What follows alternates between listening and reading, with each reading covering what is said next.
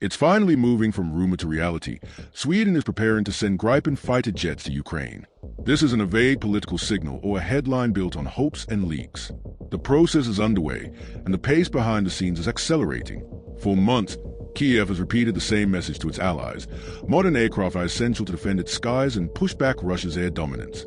Now, one of Europe's most capable fighter platforms is getting ready to enter the war. Air power decides tempo. The force that controls the sky decides who advances and who hides, which cities endure and which burn. Since Russia launched its full-scale invasion, it has used bombers, missiles, glide bombs, and waves of Iranian-made drones to pound Ukrainian targets. Every night, Ukrainian towns have paid the price. Power plants, hospitals, schools, civilian infrastructure has been in the crosshairs, and Ukraine's limited aircraft and stretched-in air defenses have struggled to cover such a vast front. That picture may be about to change. Sweden's JAS 39 Gripen is fast, agile, and designed for exactly the kind of gritty, decentralized air war Ukraine is fighting. At high altitude, it can reach roughly Mach 2, around 2,100 kilometers per hour, giving it the speed to chase down drones and evade threats quickly. With a typical combat radius up to about 1,500 kilometers, a Gripen can patrol wide swaths of airspace without frequent refueling, turning gaps in coverage into zones of deterrence. When a Gripen appears, it signals more than a new aircraft type. It signals a shift in the air calculus. Stockholm isn't just handing over a token number of jets to make a statement. Swedish planning has contemplated spare parts, maintenance pipelines, and training to keep up to 14 Gripen C/D aircraft in the air. Even if the initial number starts there, the political and logistical groundwork could allow that figure to grow, depending on the battlefield and Sweden's own defense needs. 14 jets do not sound like a lot on paper.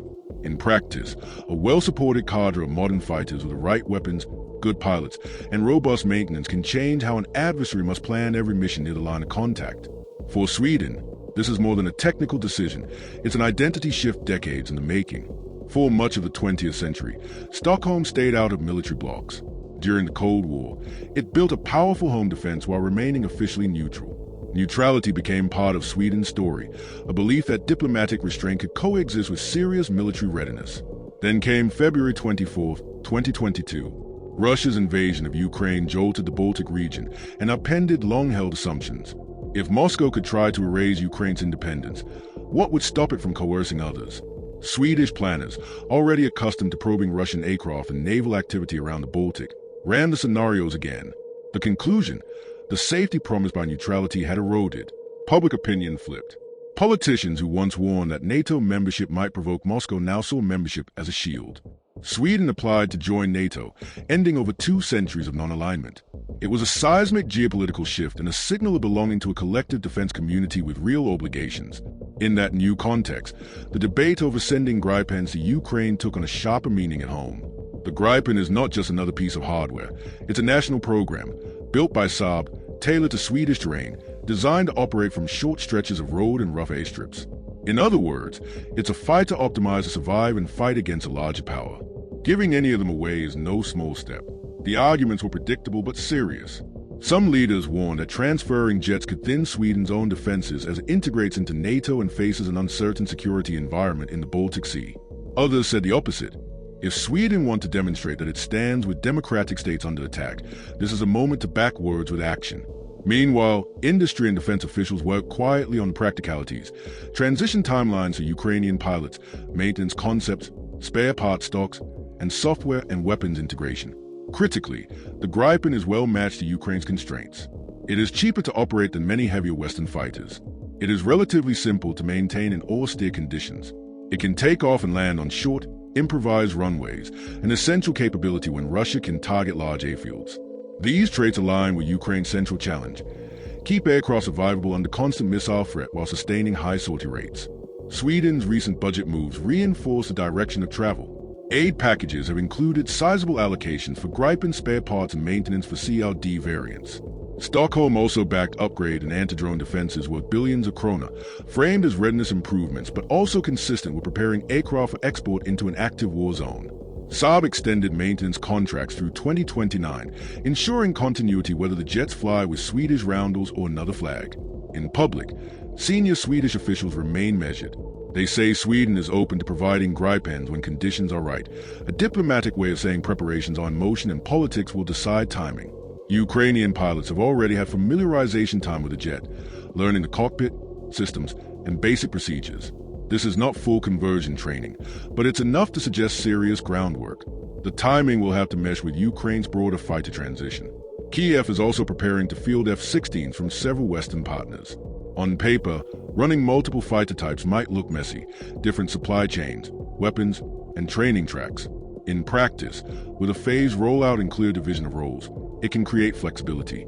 Gripens could take on specific missions, air policing, counter-drone, interdiction, while F-16s handle others, including certain suppression or strike profiles depending on weapons availability. One important boundary is likely already set. Sweden's newest Gripen E models are off the table in the near term. The E variant is more advanced. Stronger engine, larger payload, cutting-edge radar and electronic warfare, and deep integration with NATO systems. But transferring E models now would pull directly from Sweden's own modernization pipeline, raise technology security concerns, and demand longer training. The CLD models, by contrast, are combat-proven, versatile, and designed to do both air-to-air and air-to-ground work. Sweden is due to retire significant numbers of Saab JAS as models enter service. Transferring some Saab JAS to Ukraine delivers real capability without hollowing out Sweden's future force. This is where the strategic meaning widens. For years, Russia sought to keep Northern Europe divided and cautious. Instead, it now faces a NATO-anchored northern flank and the prospect of modern European fighters flown by Ukrainian pilots. For Ukraine, getting Gripens is not just about capability. It is about morale and deterrence. Families across Ukraine have lived with nightly air raid sirens and the uncertainty of incoming drones and missiles. The knowledge that capable fighters are on patrol changes the psychology of both sides. Russian planners will have to assume more risk for every mission near the front, over the Black Sea, or along the border regions. Here's a question to you, the viewer. If you were sitting in Stockholm's war room, would you send the jets now to blunt Russia's air edge quickly, or hold them back to avoid depleting Sweden's own defenses as it fully integrates into NATO? On the Russian side, the initial reaction was loud. Accusations that Sweden is a NATO puppet, warnings about reinforcing Baltic defenses. But behind the rhetoric, the strategic problem is straightforward. Russia's high-end surface-to-air systems, especially S-300 and S-400 batteries, are finite. They cannot guard every axis at once. Repositioning some systems to cover Kaliningrad and the Baltic approaches could create gaps near the front. Keeping those systems concentrated in occupied Ukrainian territory could expose strategic nodes farther north. The more capable aircraft Ukraine fields, the more often Moscow must choose between protecting the front and guarding the rear. Each redeployment creates new opportunities for Ukraine and new strain on Russia's logistics and air tasking. Gripen's design philosophy amplifies those pressures. It's a node in a network built to share data with other aircraft, ground radars, and drones in real time. That kind of distributed, fast decision-making is exactly what modern air combat demands. By contrast, Russian air operations still lean heavily on centralized control and scripted playbooks, making rapid adaptation harder when conditions change. Even a modest number of networked Western jets can complicate Russia's use of glide bombs and cross-border strikes. The safe zones Russian pilots have relied on begin to contract. The economic layer matters too. Russia's air campaign is expensive: missiles, aircraft, and complex maintenance. Ukraine's approach, especially with Western help, has been to impose higher costs on the value of each Russian strike. Low-cost drones have already demonstrated the logic. Cheap platforms forcing a costly defense. The Gripen fits this asymmetric model. It's not low-tech, but it's cost-effective to operate relative to the effects it can deliver. Each Russian jet forces stand off farther. Each bomber requiring more escorts and planning adds friction and drains resources. Inside Sweden, the risks are acknowledged. The Swedish Air Force is highly capable but not large. Every transferred jet matters. Security services are also candid about cyber pressure and hybrid activity, probing a critical infrastructure, disinformation, and attempt to undermine public confidence. Those risks are real. The counter-argument, now dominant in Stockholm, is that doing too little carries a bigger strategic price. Neutrality did not stop Russian submarines from showing up in Swedish waters or deter airspace violations. Deterrence, Sweden has concluded, means willingness to act. The decision is already changing Europe's defense debate. Nordic and Central European states are aligning logistics, training, and maintenance in ways that would have seemed unlikely a few years ago. Countries that operate NATO standard aircraft are preparing to help keep Ukrainian fleets flying. Outside Europe, air forces that fly the Gripen, Brazil and Thailand among them, are watching closely. The aircraft has long earned respect from experts, but it has struggled to win export competitions against giants like Lockheed Martin and Dassault. A strong combat record in Ukraine could be decisive for future sales and alliances.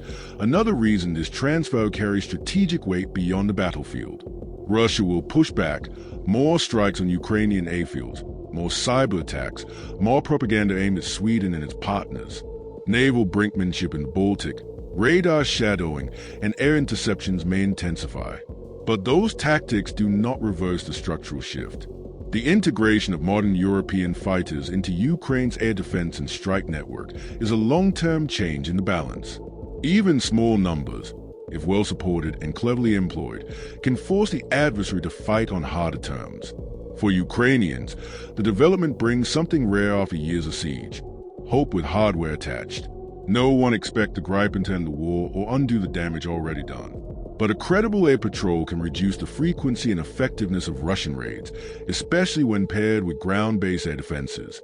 Each intercepted bomb or diverted raid is a day when energy infrastructure can recover and cities can function.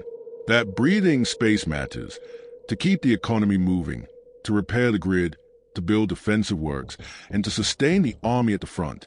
Operationally, success will hinge on speed and discipline: how fast pilots can finish conversion training, how quickly maintenance crews can adapt, and how well commanders assign missions that play to each aircraft's strengths. The F-16 and the Gripen are different tools. Used together with good intelligence and a coherent plan, they can do more than either could alone. It's not about racking up sorting numbers. It's about creating dilemmas for the adversary, forcing them to protect too many targets, too far apart, with not enough resources. The symbolic impact is just as important. For decades, Europe's security posture leaned on U.S. leadership while many smaller states stayed cautious.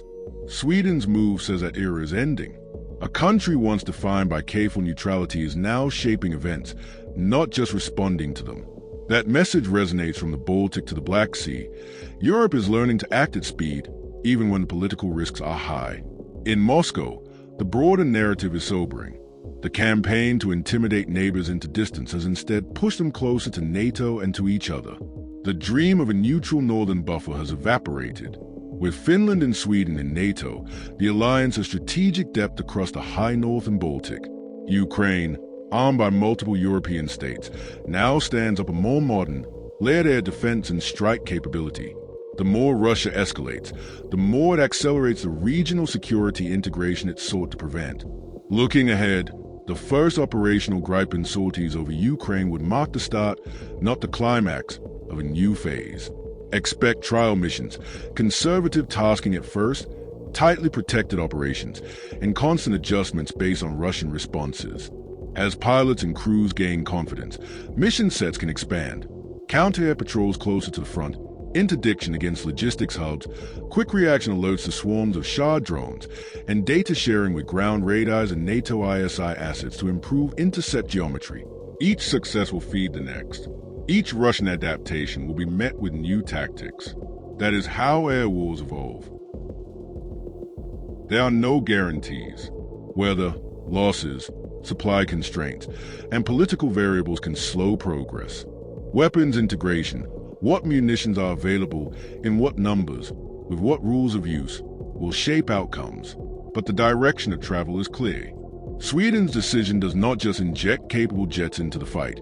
It compresses Russia's options, tightens the cost spiral on its air campaign, and strengthens the argument that agile, affordable, network platforms can tilt a contest even without numerical superiority. In the end, this is about more than jets. It is about Europe rediscovering its will to shape events, and doing so in time to matter. The skies over Ukraine will not be safe overnight. But with Gripens in the mix, they become more contested, more defended, and more expensive for Russia to exploit. That alone is a meaningful step. The age of hesitation is closing. Sweden, once the quiet outlier, has chosen to act. And as Ukrainian pilots learn the Gripen systems and ground crews master the routines that keep them flying, the message will be visible, not just in statements or budgets, but in contrails over cities that have endured too much for too long. The balance of air power won't flip in a day, but the trajectory is unmistakable, away from Russian impunity toward Ukrainian resilience backed by European resolve. When historians write about the turning points of this war, they may not focus on a single dramatic dogfight or a spectacular strike. They may focus on decisions like this one, decisions that tightened screws slowly but relentlessly, that shrank an aggressor's room for maneuver, and that gave a besieged country enough air cover to breathe, rebuild, and fight smarter. Sweden's Gripens won't win the war by themselves, yet they can help shape the conditions in which Ukraine can win. And that is the point. If you want more clear, source briefings like this, stay with Global Briefing, the place where complex geopolitics gets translated into what it means to the battlefield, for Europe's security, and for the months ahead.